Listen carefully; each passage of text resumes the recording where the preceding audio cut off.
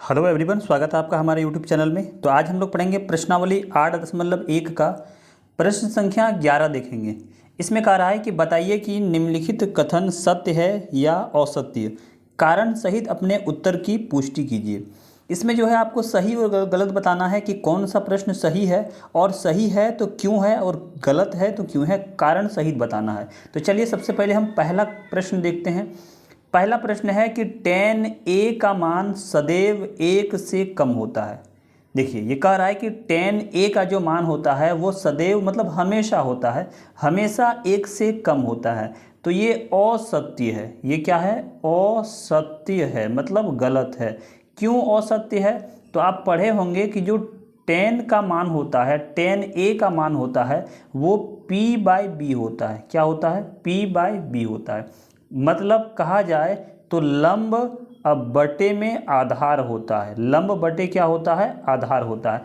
और आप जान रहे हैं कि लंब कभी बड़ा भी हो सकता है आधार से, कभी आधार लंब से बड़ा भी हो सकता है। तो इन दोनों में से बड़ा छोटा हो सकता है। तो कह रहा है हमेशा 1 से कम होता है, तो नहीं, कभी 1 भी हो सकता है और 1 से ज़्यादा भी हो सकता है। इसीलिए ये कथन क्या है?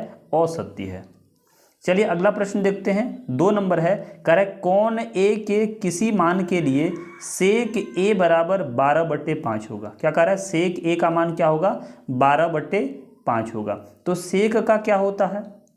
देखिए सबसे पहले ये क्या होगा? तो ये सत्य होगा। ये क्या है? ये सत्य है। सत्य क्यों है? क्योंकि सेक ए का जो मान होता है वो क्या होता है? h/b होता है। क्या होता है? h/b होता है।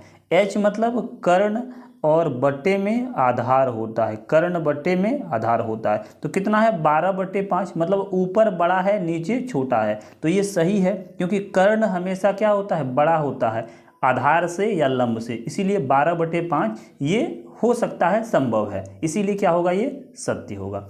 अगला प्रश्न है, कह रहा है कॉस ए कौन ए की कॉस सेकेंड के लिए प्रयुक्त एक संक्षिप्त रूप है। क्या कह रहा है? कॉस ए जो है वो कौन ए का क्या है? कोस सेकेंड है। तो ये क्या है? ये असत्य हो जाएगा। क्यों असत्य होगा? ये क्या हो जाएगा? असत्य हो जाएगा। क्यों असत्य होगा? क्योंकि देखिए कॉस ए किसका संक्षिप्त रूप है? तो जो कॉस ए है वो कोसाइन का संक्षिप्त रूप है। किसका है? कोसाइन का संक्षिप्त रूप है। और ये कह रहा है कॉस सेकेंड। कॉस सेकेंड किसका है? तो ये कोसेक का है। किसका है? कोसेक का संक्षिप्त रूप है। तो ये कोसेक का बता रहा है और कह रहा है कि कॉस ए का है। तो ये क्या है? गलत हो जाएगा। अगला प्रश्न देखते हैं। अगला प्रश्न 4 नंबर है, कह रहा है कॉट ए कॉट और ए का गुणनफल है। कॉट ए कह रहा है कॉट और ए का गुणनफल है। कह रहा है जो कॉट ए है वो क्या है? कॉट और ए का दोनों का गुणनफल है। तो ये क्या हो जाएगा? असत्य हो जाएगा। क्या हो जाएगा? असत्य। ऐसा नहीं है। हम लोग पहले पढ़े हैं कि जो ए होता है या बी होता है ये कोण को दर्शाता है, ना ही इसके साथ गुना होता है। ये क्या है? गुना नहीं होगा। ये क्या दर्शाता है? तो कोण को दर्शाता है। जैसे कोट अगर बी की बात करें तो ये बी कोण को दर्शा रहा है, ना ही कि इसके साथ गुना में है। तो ये भी क्या हो जाएगा? असत्य हो जाएगा।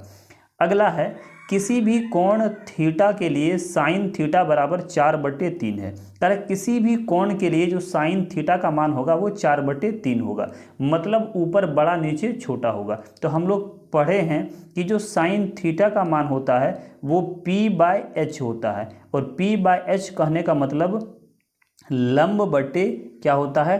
कर्ण होता है। लंब बटे कर्ण होता है।